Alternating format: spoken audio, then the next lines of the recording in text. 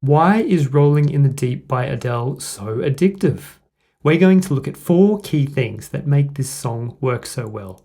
And don't worry, I'm not going to give you the generic surface level observations like great karaoke song, gets everyone up singing every time without fail. Or it has the piano in it and the piano is my favourite instrument. No, we're going to get into real detail, and I promise you that even if you've heard this song hundreds of times, you're still going to learn something and come away from this with a deeper appreciation for the song. For example, you may have heard that Adele herself describes this song as a dark, bluesy, gospel disco tune. But can you name the specific elements that make this tune dark, bluesy, gospel, and disco? If not, you will be able to after watching this video. And stick around until the end, where I'll announce today's song challenge. Alright, let's get into it.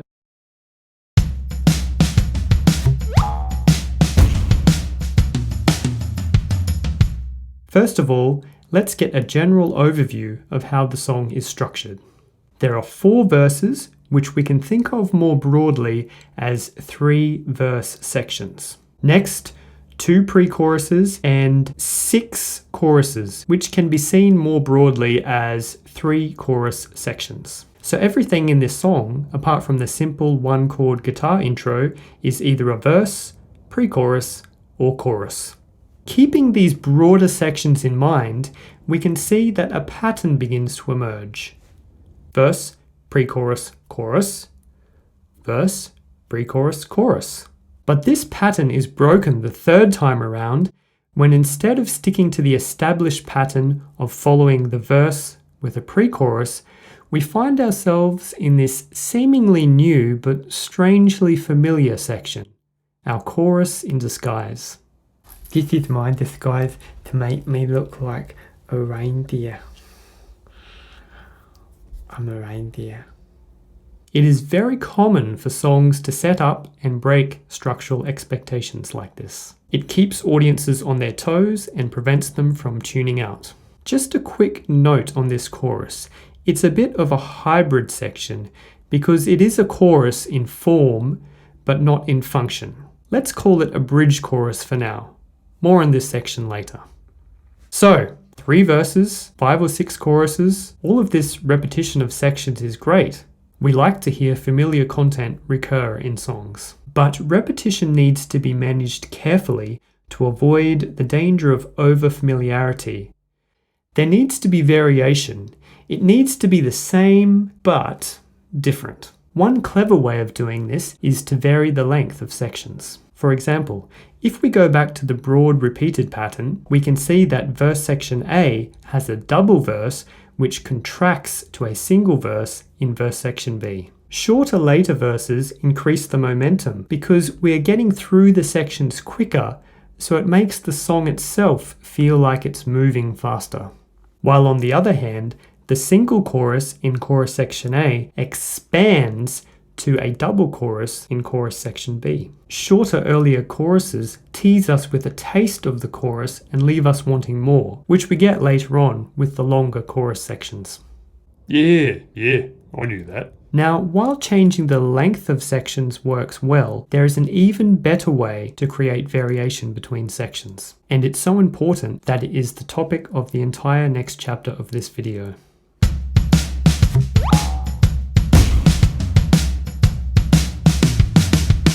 This song builds up and strips away its layers of instrumentation to great effect, creating variation between sections, emulating different genres, and adding dynamic range.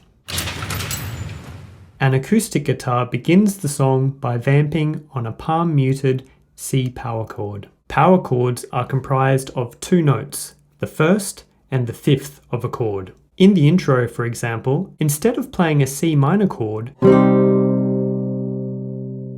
the guitarist leaves out the 3rd, E flat, and just plays the 1st and 5th, C and G. This is a C power chord. Power chord. I like that.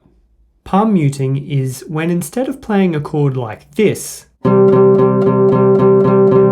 you rest your palm on the strings to slightly mute the sound, so it sounds like this. Power chords are regularly used by guitarists, especially in certain genres such as rock and punk music. The guitarist continues using palm-muted power chords throughout the verse, using this chord progression. The other element of the guitar accompaniment in the verses that makes it interesting is the way the chord changes occur. Instead of coming in on the beat, chord changes come in off the beat. So instead of this,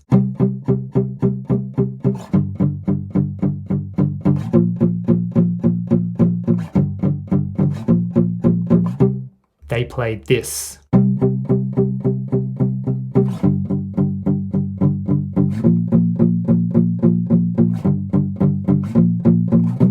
The left-hand piano also follows this pattern in verse section 2. It's a nice rhythmic touch that makes the song just a little edgier. It's really good and I like it. So the first verse of this section is where the vocal comes in. Then the second verse expands the instrumentation by bringing in the stomp percussion and a second guitar, playing the same thing as the first guitar. Now, if you listen with headphones, you'll notice that the second guitar comes in on the opposite side to the first guitar, creating a wider stereo feeling.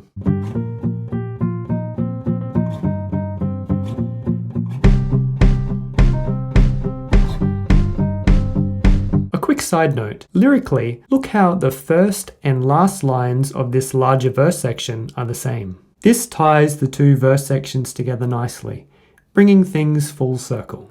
Kind of like restating your thesis at the end of an essay. Okay, in the pre-chorus, the instrumentation steps it up a notch. The stomp and the main acoustic guitar drop out, but the second guitar continues on in the background. The piano takes over from the guitar as the main harmonic accompaniment. The stomp is replaced by drums, kick and hi-hat, and the tambourine. And we also get a very straightforward bass guitar part playing the same eighth note rhythm as the guitar. It sounds something like this without the vocal.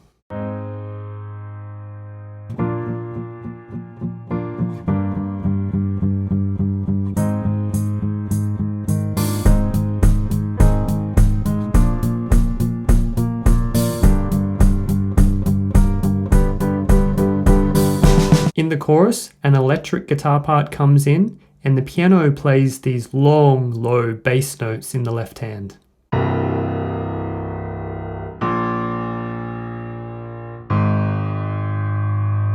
I've always loved really low left-hand piano accompaniments. Those deep rumbling notes add a real anchoring weight and a dark, brooding nature to the song. It sounds like thunder and lightning when it's really far away. This is nicely contrasted with higher-pitched, stabbing, staccato eighth notes in the right hand.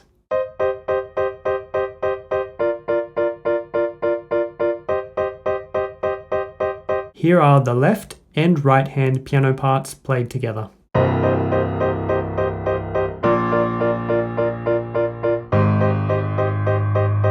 The chorus also sees the arrival of two backing vocals. So one goes, "You're gonna wish you never had met me, tears are gonna fall, rolling in the deep," while the other sings the same thing a third above. "Da da da, you're gonna wish you never had met me," etc.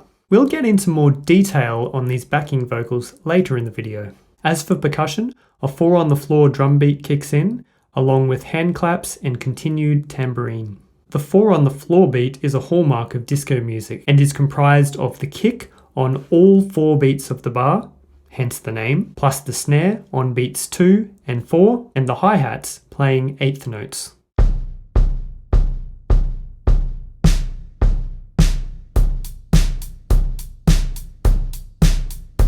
Now, some might say a true disco beat requires some emphasis on the offbeat hi-hats, and we do get that to some extent. Listen for the open hi-hats on the offbeat every couple of bars in the chorus.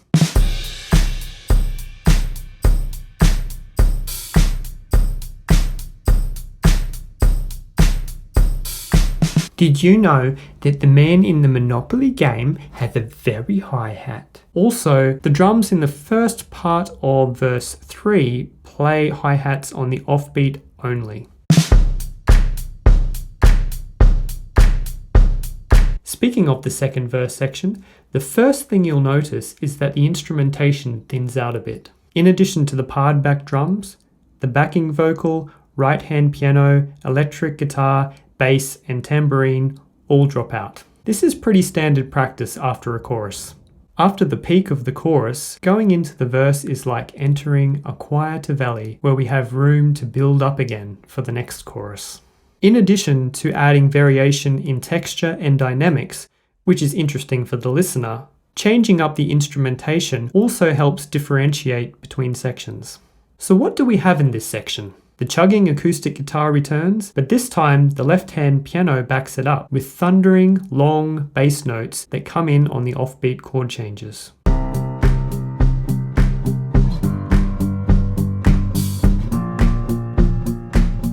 In the second half of the verse, the stomp comes in with a slightly more involved drum part.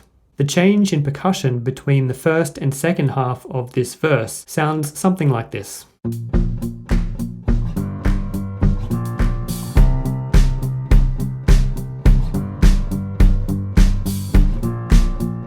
You can hear how the song is already starting to build back up again.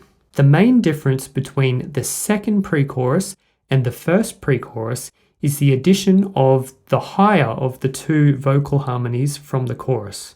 You're gonna wish you never had met me. But this section also just feels bigger this second time around. The guitars and drums are louder and everything just crescendos into that second chorus section. Chorus 2A is largely the same as chorus 1. However, chorus 2B differs from every other chorus in the song due to its lack of any backing vocals. There is another, even more striking element that sets this chorus apart from the others, but we'll get into that later in the video. The fourth verse is what I call the gospel verse, and it's probably my favorite part of the song. Once again, we have a paring back of the instrumentation after the chorus, but this time it's more extreme. Almost all the instruments drop out, and we are left with only vocals and a faster drum beat, like those often used in a shout or praise break in gospel music. So instead of the beat heard in the previous verse, we get using a stomp and clap instead of a kick and snare to keep the beat here gives it an organic, communal feeling, as if it could be a church congregation stomping and clapping along. The pentatonic-based backup vocals, which chime in at the end of phrases, also bring a very communal gospel vibe. Now the second half of this section brings in the bass, which bounces between two C notes an octave apart.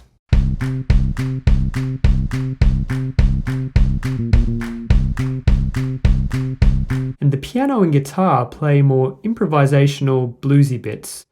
Overall, not unlike what you might expect to hear from a church band during a praise break. Now, I'm no expert in the genre, but my understanding is that one of the key features of gospel music is that, lyrically speaking, it's sacred.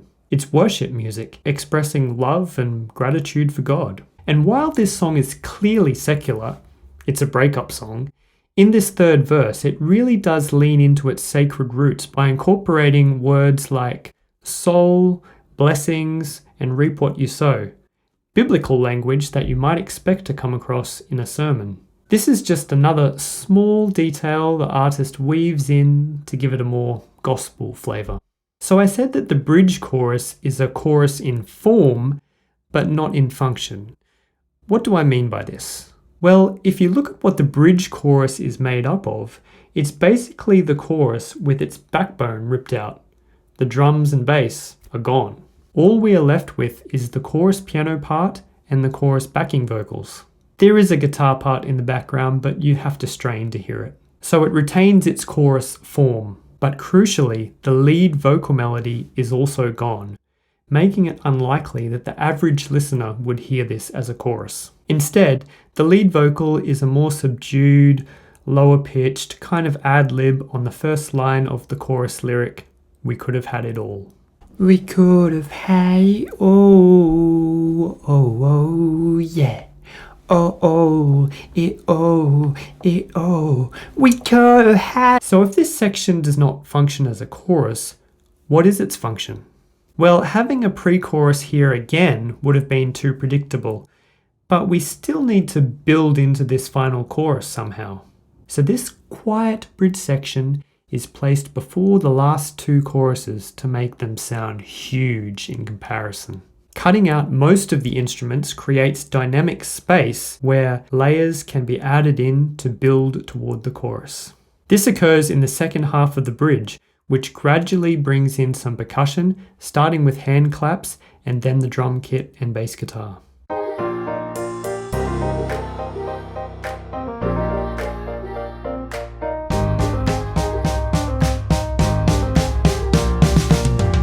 The chorus grows in intensity with each successive appearance throughout the song.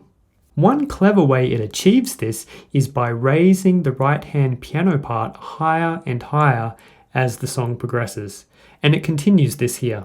So the G in chorus 1 moves up an octave in chorus 2A, the C in chorus 2A moves up an octave in chorus 3A, and the E and G in chorus 3A both move up the octave in chorus 3B. Listen to these differences in the right-hand piano between the four main choruses.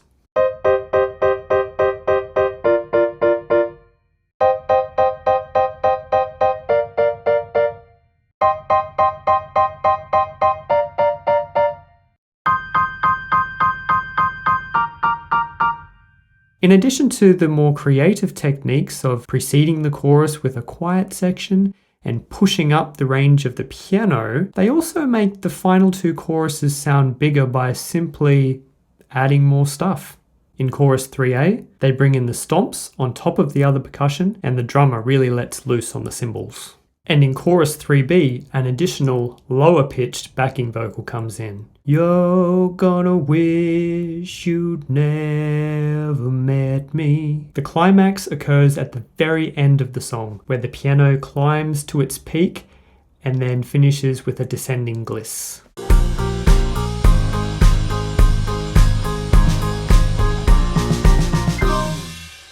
I should note that there are more tracks that I'm leaving out. I'm just picking out the obvious parts by ear, including parts like doubles, overlays, the shaker percussion in the chorus, and things like that would just serve to muddy the analysis.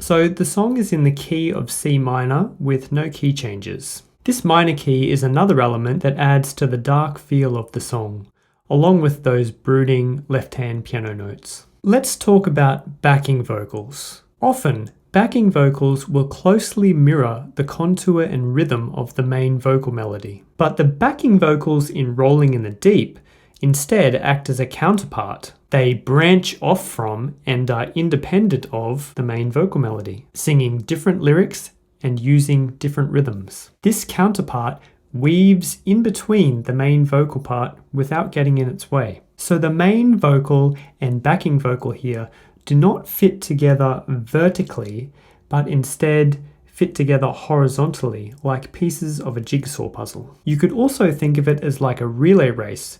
When one part is active, the other part is dormant. Specifically, the counter melody tends to kick in when the lead melody is holding long notes. So there's always something for the ear to latch onto.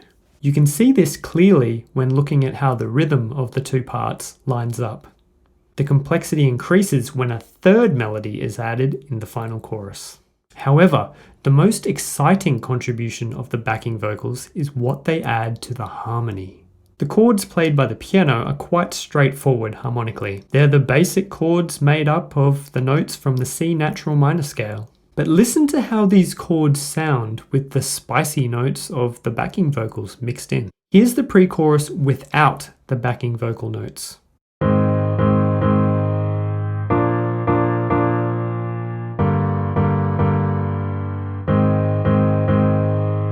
And And here's the pre-chorus chords with the notes from the backing vocals mixed in.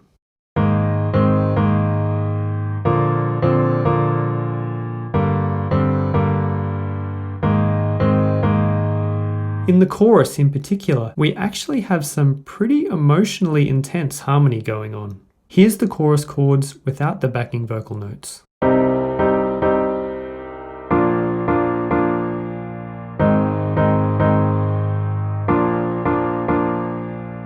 Now let's look at what adding just the notes from the lower of the two backing vocals adds.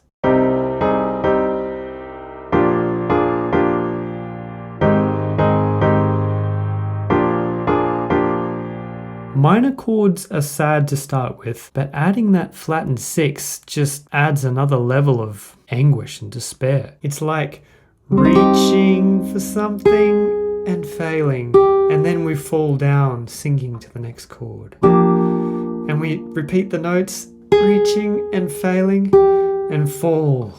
And still trying but failing. It's a heart-wrenching sound. But wait!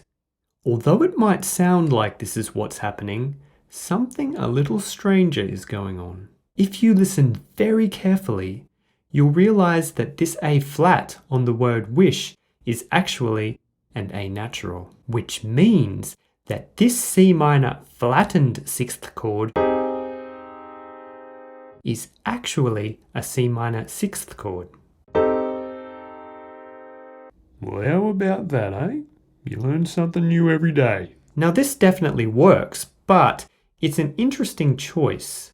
She had to go out of her way to sing that one note differently instead of just singing all A flats. And the emotion that the C minor flattened sixth chord conjures would have lent itself to the subject matter. If you have any theories about why she chose to do this, let me know in the comments. You'll remember earlier that I said that chorus 2B differs from all other choruses due to its lack of backing vocals. Well, harmony is the other element used to create variation in chorus 2B. In every other chorus, the order of the accompanying chords is C minor, B flat, A flat, and then B flat. But here it changes to A flat, B flat, C minor, B flat. Here's chorus 2A.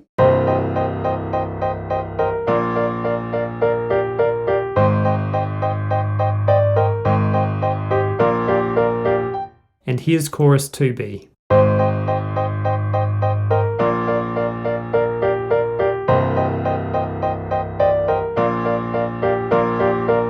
The new chords in this section change it from being just a direct repeat to being something more like a continuation or evolution of chorus 2A. It's moving into new territory. While we're on the topic of harmony, there's a change from a G minor chord to a G major chord at the end of the pre-choruses. Shifting to this major dominant chord creates a stronger pull towards the tonic, C. This is because the notes in the G major chord are very close to those in the C minor chord. Both chords have a G, and both D and B are right beneath E flat and C respectively.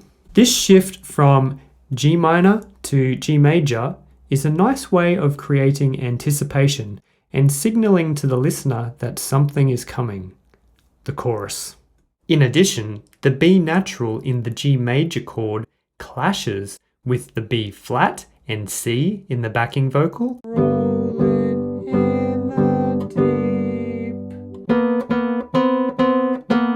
And the B flat sung in the lead vocal. We could have had it. This adds an extra level of harmonic tension that makes the arrival of the chorus feel so good, because it resolves that tension by landing on the tonic minor chord.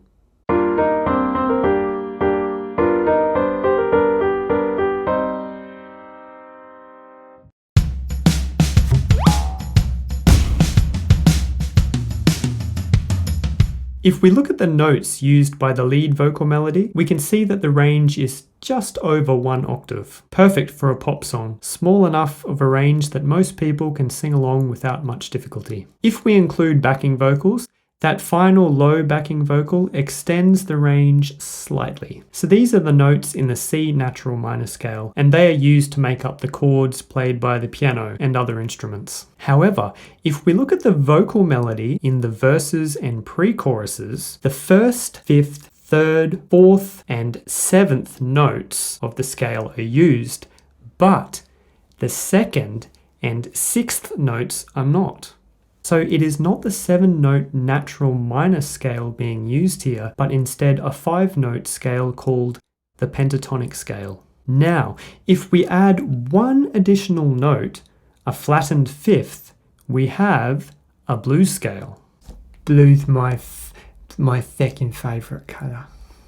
We'll refer to the flattened fifth as the blues note. And if you listen carefully, Adele actually dips into this blues note occasionally, but the way she uses it is so subtle that you could easily miss it and just assume that she's in the pentatonic scale. She really only brushes up against the blues note for microseconds at a time. She mainly uses it as a ramp to slide onto the G note at the beginning of her lines in the verses. A great example can be heard at the 2-minute 40-second mark in verse section C. Listen to the my in Turn My Sorrows into Treasured Gold. My sorrows. See how it starts a little flat and shifts up? Now there are other elements that add to the bluesy atmosphere, such as the acoustic guitar chugging away underneath. However, basing the lead vocal melody on the blues scale is the primary reason why this song sounds so bluesy. In contrast, the chorus does use the second and sixth notes, so it's the natural minor scale used for the chorus melody. The chorus also features more long notes than the other sections, and the vocal range also sits slightly higher. These two things really make the chorus stand out and soar above the other sections. Now, I encourage you to go to Adele's official YouTube channel and listen to Rolling in the Deep again in light of all the things we've discussed in this video. Here are the sections again, and the times they start to help you skip between the sections more easily. If you can think of anything I've missed that really makes this song work well, let me know in the comments. And last but not least, today's song challenge. Today's challenge is to see if you can think of any other songs that use the 4 on the floor drum beat. That is the kick on all 4 beats, the snare on beats 2 and 4, and 8th notes in the hi-hats. Now, the 4 on the floor drum beat is very widespread these days, so if that challenge is too easy for you, challenge 2 is to try and find another song that uses a minor dominant to major dominant to minor tonic chord progression, like the one that leads us from the pre-chorus to chorus in Rolling in the Deep. Let me know what you come up with in the comments, and like and subscribe if you got something out of this video. Sometimes in the swimming pool, in the deep end, I pretend like I'm a whale swimming in the ocean, and I dive under the water and then I roll over like this, and I roll over like that, and yes, I think it's about a whale swimming. Yeah, mate, I know exactly what it means. So rolling in the deep is casino terminology, okay? Used to describe playing at the high rollers table. So someone might say, "Where's Barry?" And you could say, "He's off